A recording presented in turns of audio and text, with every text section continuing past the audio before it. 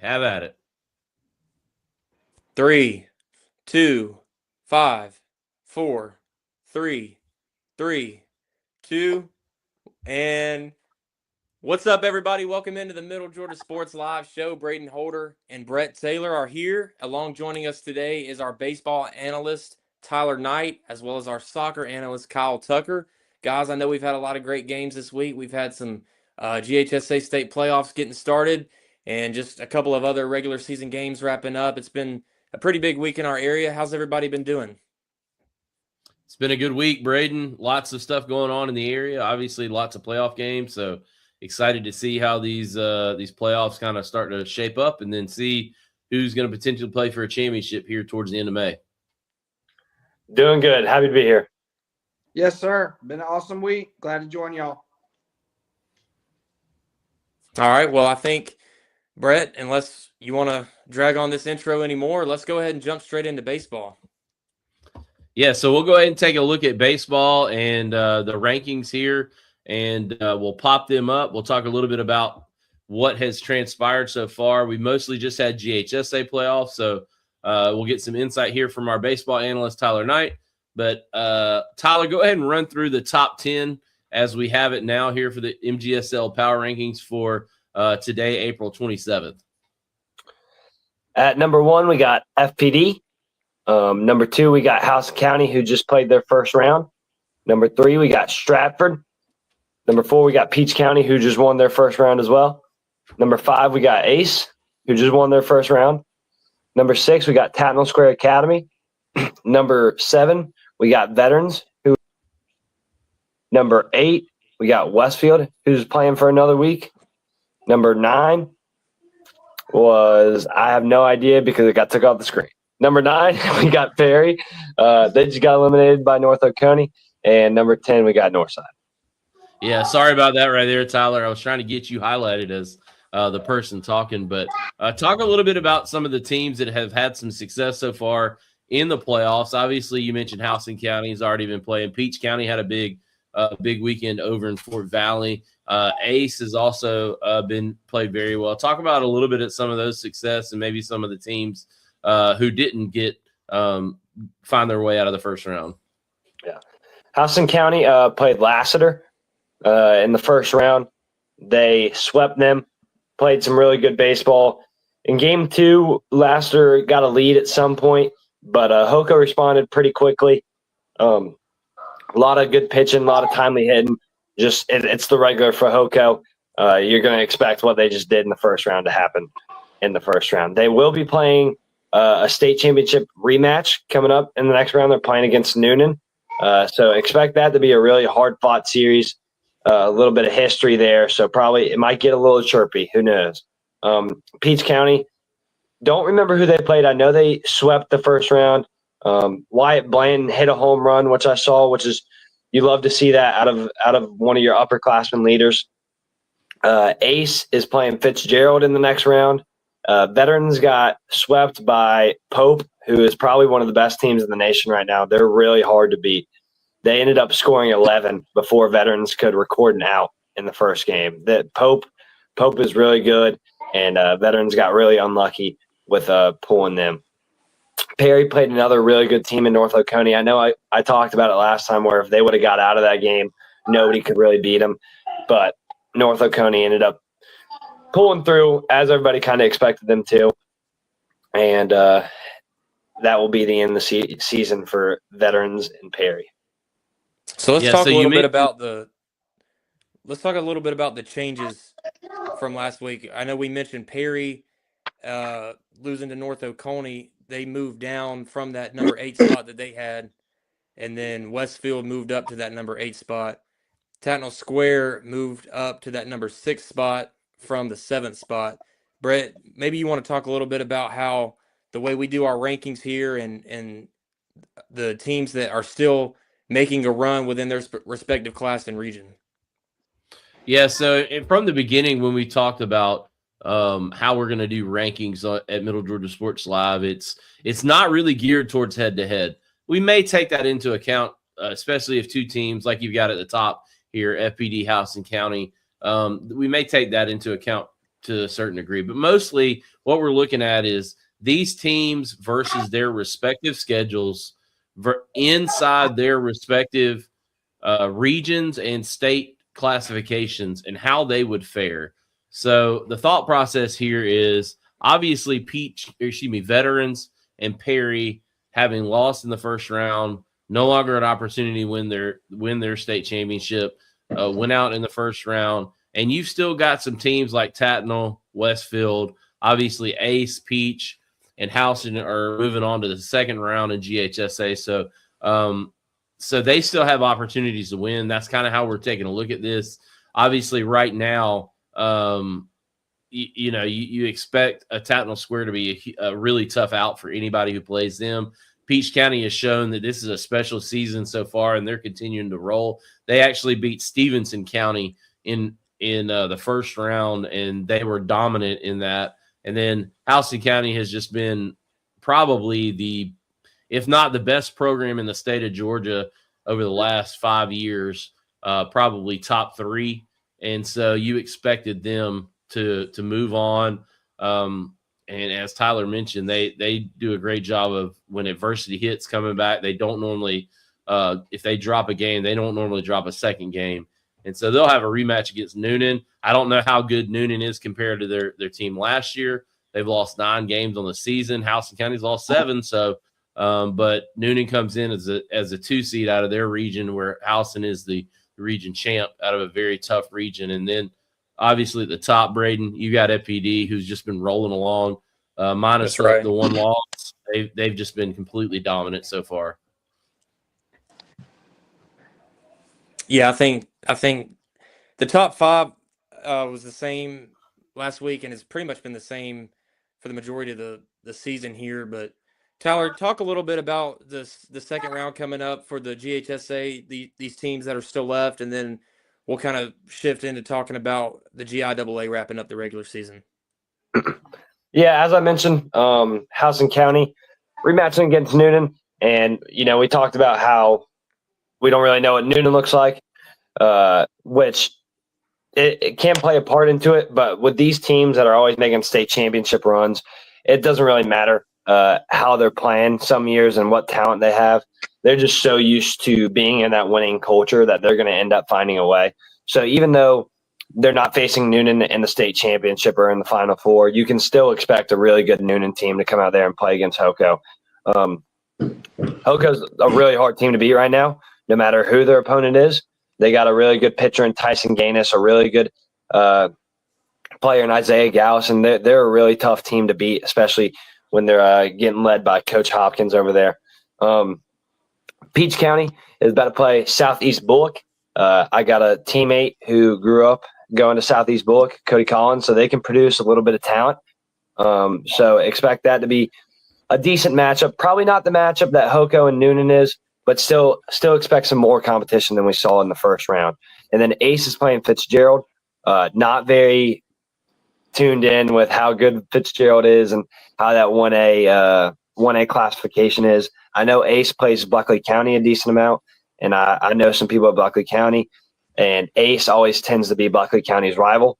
So I know Ace has played in those big games. They always seem to go to the 7th inning, if not extra innings, with Buckley County. So if they do get into an extra inning spot, they're not scared of it. I know that.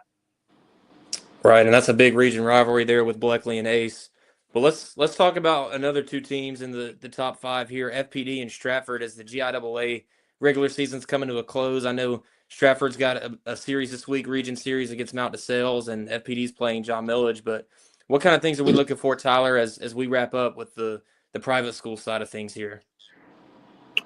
Really what's going to decide the playoffs for these 2 teams is whose game 2 is going to step up. Because we both know FPD, Stratford, and even Tatnall Square Academy have really amazing game 1 arms. And Connor Strandmark, Casey Van Waldner, and Wyatt Still, respectively. But it's all going to be about whose game 2 is going to step up and decide they want it more than the other team.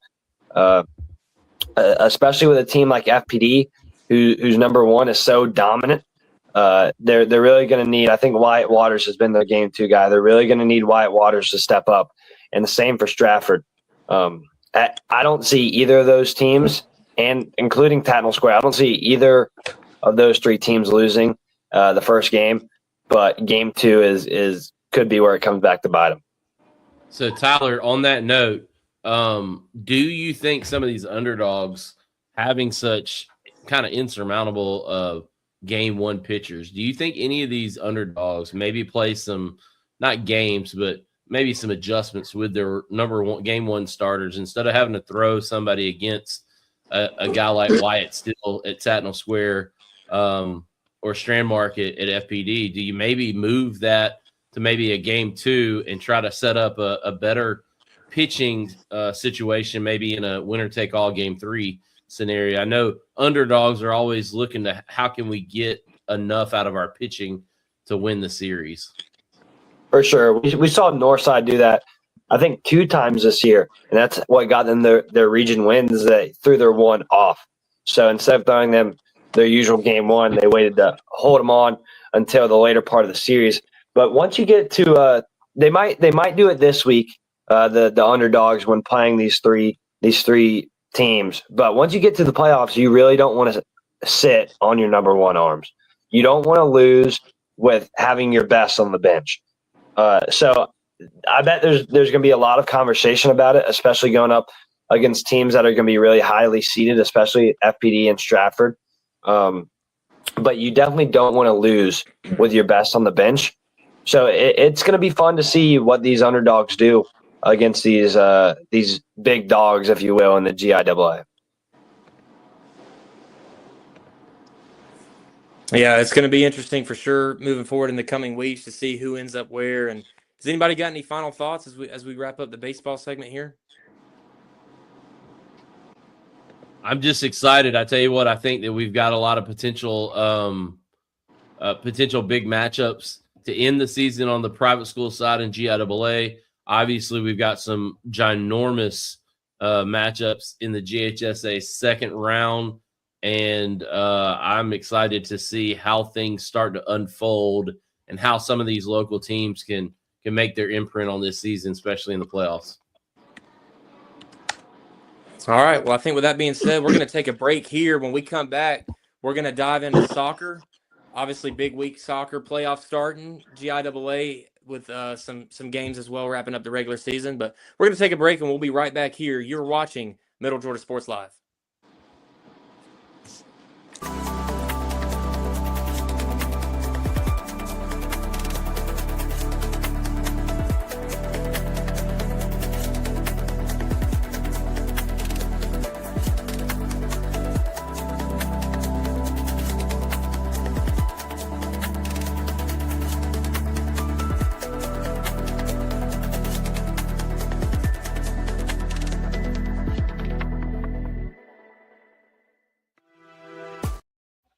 Ten, 6, 3, 2, 1.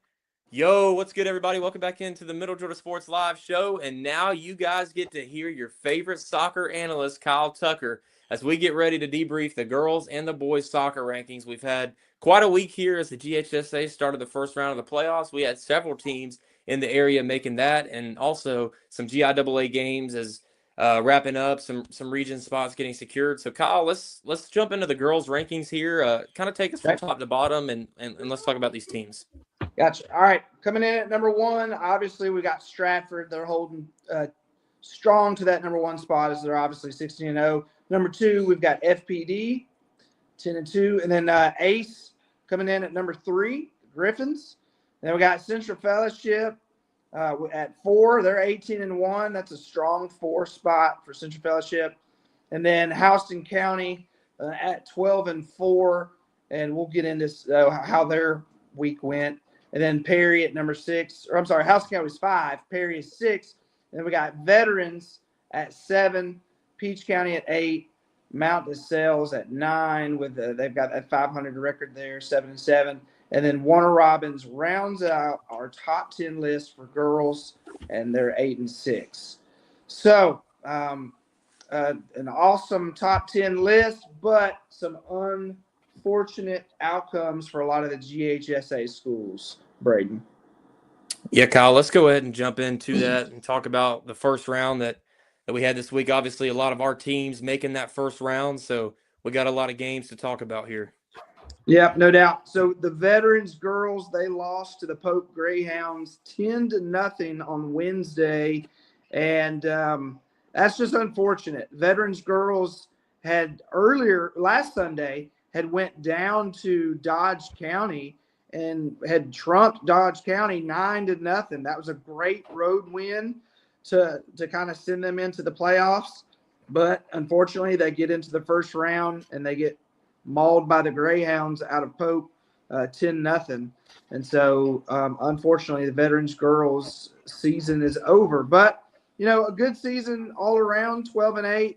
I'm sure that's not the outcome they wanted, losing in the first round. But so Veterans, like I said, they're out so at this point. And so they'll be looking to 2027 to see what they can do. And then we've got Houston County girls. Houston County girls were also upset. They lost to Creekview 1-0, so a closer matchup there. But this is kind of a Region 6 issue here. You had Creekview and Pope, 2 Region 6 teams, Hoco and Veterans, 2 Region 2 teams, and Creekview and Pope, the Region 6, they came out on top. And so it was unfortunate for Houston County girls. They'll finish out their year 12-4, but they're in our top 5 of our power rankings. A strong season overall, but again, just not how you want to finish. Unfortunately, getting upset there in the first round. And so that does it for Houston County and for Veterans. And then Warner Robins also, unfortunately, losing in the 4A classification there. Warner Robins, they lost to Walnut Grove 10-1. And so that's 3 Houston County schools there losing. Warner Robins and Veterans and Hoco. The one lone team to win in the GHSA rounds there in the first round was Perry. Perry beat Eastside 3-0. So the Panthers survived what was otherwise an ugly first round for the other Middle Georgia schools. And so Perry moves on, and we've got them at 6. They're 12-5. You could maybe argue that they deserve to be 5 there since they advanced and Hoco didn't, but two close records, 2 close matchups. It could have gone either way, but Panthers, they survived. Yeah, so Kyle, you mentioned it, how it's a little bit of a disappointing end, we'll call it for some of the Houston County schools, but great seasons, and girls soccer obviously it's tough in GHSA to move on to the next round. We've seen Houston County, we've seen Veterans make some runs, but just overall great seasons. We still got some private school teams out there in Stratford, FPD. You've got CFCA with a chance to repeat. You also got Mount DeSales there. Still have opportunities to try to win a state championship. All of those schools. We see Stratford at the top of the rankings. Tell you what, 16-0 on the year. They have been dominant so far. And what are your thoughts as we get closer to the end of the GIAA season? What's the expectation there for some of these schools? I would expect that most of the fan bases are expecting a deep run and maybe some hardware to end it. Oh, no doubt. Stratford girls, like you said, number 1 there in our power rankings. I still can't get over the matchup that they had against FPD just last week. That went into overtime, 2 overtimes, and then the penalty kicks. So Stratford and FPD, 2 phenomenal schools. To see them, challenge and try to go for some hardware, that's going to be super exciting for those 2 schools. But then don't count out Central Fellowship. Like I said, the girls are going for a 3-peat, 18-1. We've got them as our 4 seed, but or their 4 ranking. But Central Fellowship girls, they're going to look to get that 3-peat. And Coach Tanner, he's going to have them ready. So we'll see how they go. As I said in our last broadcast, they're almost, this is crazy to say, but as the two-time defending champion, they're almost kind of an underdog, if you will, when you look at how dominant Stratford and FPD have been this year. So, and then playing at Stratford is always a tough, I mean, it's a great facility there, but, you know, and it's a championship playoff type atmosphere, but it can be hard sometimes, especially if you have to play, say if they get matched up against a Stratford or against a FPD. That would be hard to play there. But Central Fellowship, I think they're kind of the underdog, and they're going to look to go for the 3-peat. And Mount DeSales, you know, we'll see what happens with them. But yeah, a couple games left. I think we got like maybe 1 or 2 games left for each team, and then May 8th, not this coming Friday, but the Friday after, we'll get it all started for GIAA playoffs. And I hope the fans are going to be watching. I hope if they're not watching, they're there. Obviously, it's going to be an exciting soccer playoff here in about a week. So we also had teams, Kyle, like Perry and Ace, that were able to get some traction there in the playoffs as well. Talk a little bit about them before we finish with the girls' rankings. Yeah, absolutely. And about how they were able to do. Yeah, so Perry, let me get it pulled up real quick. Bear with me. A little bit better of an outcome there on the Houston County side for sure. They beat Eastside. They won 3-0 over Eastside, and so they're going to advance. They've got to play Pace Academy. Pace Academy is the lower seed there, so that'll be a home matchup for Perry. But Pace Academy, they went to Cartersville and beat Cartersville 7-0, and so that's a tough matchup. Anytime you got to go over to Cartersville and play, you know, over there to win 7-0 on the road, that's impressive for Pace Academy. So Perry, you know, it's not going to be an easy matchup. Perry's the 1 seed in that corner of the bracket. Pace Academy, the 3 seed. That's a Region 4 matchup for Pace Academy versus Perry's Region 1. But Perry's going to have to come in ready because Pace Academy, you know, they, like I said, impressive win against Cartersville. So Perry will be thankfully at home, but they're going to have to be ready and not just kind of walk into it thinking that, hey, we're home, we've got this, we're the higher seed. No, they're going to have to be ready and prepared. So that's going to be a tough matchup there. And so we'll see how they advance. Look, they're the lone GHSA Middle Georgia team in soccer left. And so hopefully they can represent and keep advancing. If they advance, they'll play the winner of Stars Mill in Westminster. So we'll see how that plays out later. That'll be actually, I think, on Thursday. Those matchups will be on Thursday. So we'll see how it goes. All right, so that wraps up our girls' power rankings. So we'll take a look at our boys' power rankings here for Middle Georgia Sports Live for the soccer, and we'll talk a little bit about them. But Kyle, go ahead and run those down for us. Yep. All right, I'm excited to get into the boys' matchups and discussion. All right, we got Mount DeSales holding on at number 1, the Cavaliers there. Stratford at number 2, Ace at number 3. Peach County, they've got a big matchup. We'll get into that. They're holding in at the 4th spot. Houston County, number 5. Central Fellowship boys, 10-6-1, holding down at number 6. Veterans at number 7. And then Perry is at 8. They're 10-9 on the year. And then Tatnall in the 9 spot and FPD in the 10 spot. That's an interesting ranking there at the end. If it was me, I would almost put FPD 9 personally after the FPD boys went to the final distance with Stratford the other day in that overtime game. But nonetheless, the record reflects Tatnall 5-6, FPD 4-7-1. So Tatnall gets the advantage there. But yeah, FPD rounding out at number 10. So a lot of exciting boys soccer to discuss, Brett. What do you want to get in first? Well, I was gonna say, and Braden, you can weigh in here. We kind of bounced back and forth when we talked about this. Stratford with the big win over Mount DeSales this week, but they split the regular season. So our thought was there, hey, Mount DeSales still 8-1, still has a victory over Stratford, even though Stratford took them down this week. Stratford's closing in, though, I think.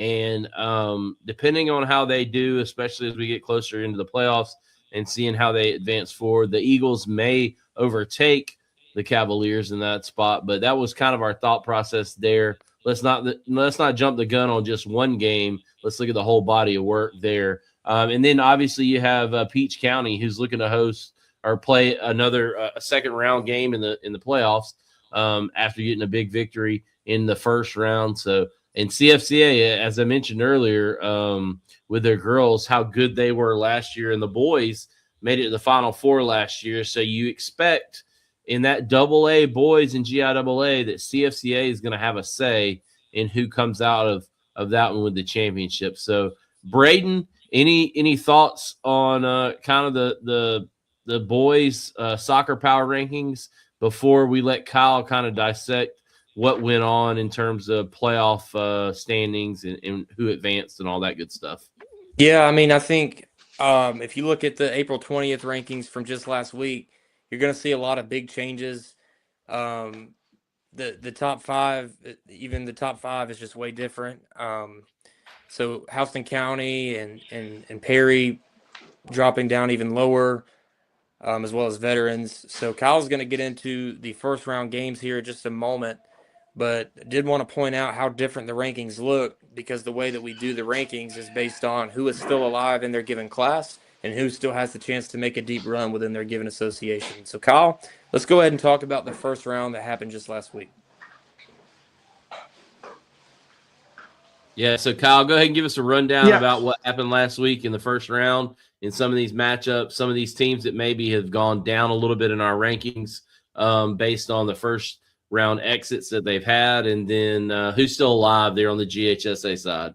Gotcha. All right, so River Ridge took out Houston County 4-0. So unfortunately, boys and girls for Houston County are out. So River Ridge took them out. And then for veterans boys lost to Pope 3-0. So it matched up to where Pope, the boys and girls soccer teams, played veterans, and unfortunately both veterans teams out. So I know Tyler talked about Pope baseball winning earlier.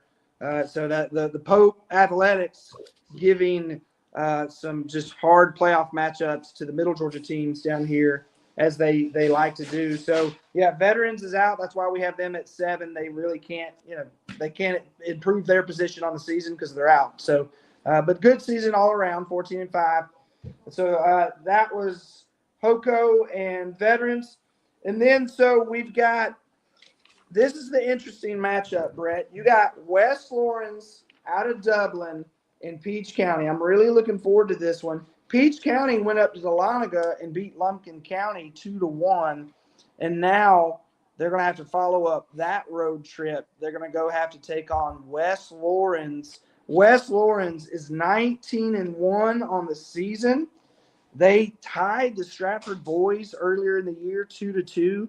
West Lawrence is a really tough team. Their only loss on the year came to Aquinas out of Augusta, the Aquinas Irish. So West Lawrence, a very, very heavyweight in boys soccer there in the 3A classification. And Peach County is going to try to go down to Dublin and upset them. So that will be a Middle Georgia bout on the pitch, and I cannot wait to see how that plays out. And that's about all I've got for GHSA. And Kyle, Yeah. I'll tell you, that's going to be a big matchup. One player, and we mentioned him during basketball season, Rowan Woodridge in goal for Peach County. That's going to be tough for anybody. That joker is somewhere between the 6'9", 6'10". There's no telling what the wingspan is on him. So he's going to keep Peach County in most every game from a defensive standpoint. I think it's going to come down to, can Peach County score enough and maybe squeak in some goals, because I think Rowan's going to keep you in some ball games. But as you mentioned, man, West Lawrence, what a program they have over there for soccer. And that's going to be a tough matchup going on the road down to Lawrence County, trying to get a victory down there on the pitch. And appreciate the rundown there, Kyle. We'll have another follow-up next week with you, man, and get some more of the Middle Georgia soccer that's going on. Hopefully, we'll have some good news on the second round matchups for our Middle Georgia schools, as well as what we're going to be looking at for the GIAA playoffs, as they're just around the corner. And we will have all of that coverage for you here on the Middle Georgia Sports Live show on a weekly basis. So, Kyle, appreciate you joining us. We're going to take a quick break. Don't go anywhere. We're going to come back. We're going to wrap things up and look forward to the week ahead as you're watching the Middle Georgia Sports Live show.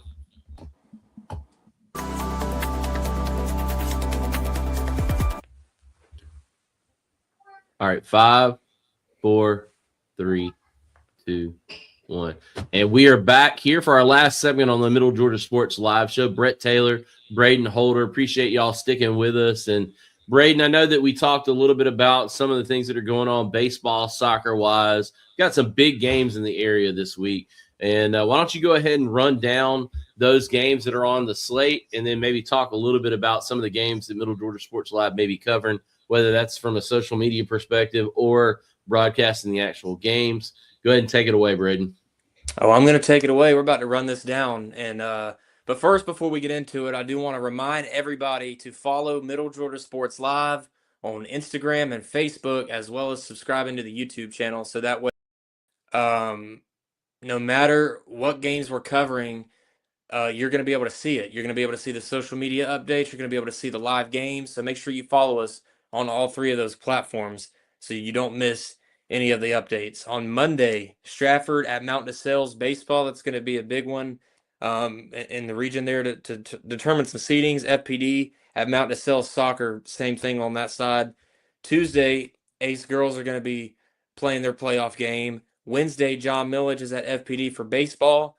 Ace is playing the boys game on Wednesday. Thursday is going to be Piedmont at Tatnall, another region baseball game, as well as Mount DeSales at Tatnall for soccer. And then Strong Rock will be at FPD for soccer.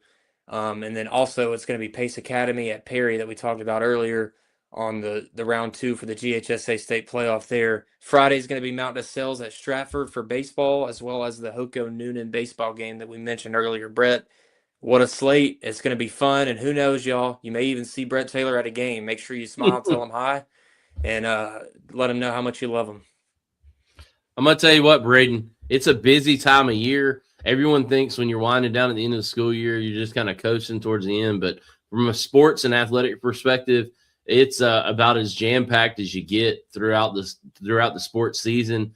And you just mentioned so many games. You've also got the playoffs there with some soccer playoff games, as well as you got some big baseball series with Peach County, Houston County, and Ace. So it should be just, jam-packed, action-packed. And as you mentioned, I may be able to get out to some games. I know you're going to be covering, whether it's broadcasting, whether it's social media and short form content and all those good things. So be sure to, if you want to check out any of the highlights that happen in the area, make sure you're following the Middle Georgia Sports Live Instagram, Facebook page, our YouTube, and then Braden Holder, Brett Taylor. We're going to be bringing you all the action, as well as our other team members. So appreciate y'all joining us, Braden, and all obviously our other guys, Tyler and Kyle, bringing all the in-depth analysis. But Braden, I'm looking forward to it. As this thing continues to kind of snowball and grow, we're hoping to bring you more and more content, more and more in-depth analysis of things that are happening around the Middle Georgia area. So just appreciate everybody tuning in. And Braden, I'll give you the last thoughts on the night. I got one more plug. Some of y'all know about our new series, Athletic Director Spotlight. We filmed some more episodes this week. We got a big one coming out tomorrow. We got to sit down with Bibb County Athletic Director Kevin Grooms. He's got a great story. Make sure y'all tune in. It's a long sit-down episode. You can watch it while you make your coffee in the morning, but it'll be a good one. Make sure you tune in. It'll be on Middle Georgia Sports Live, the Facebook, and the YouTube. Awesome. Well, appreciate that. And those have been very illuminating and very cool to see kind of how people's trajectory in life has brought them here to the Middle Georgia area. And so looking to hear more about Kevin Grooms and his story as the Bibb County Athletic Director. So For Braden Holder, I'm Brett Taylor. Appreciate y'all tuning in. We'll say so long until next week. You're watching the Middle Georgia Sports Live Show. See ya.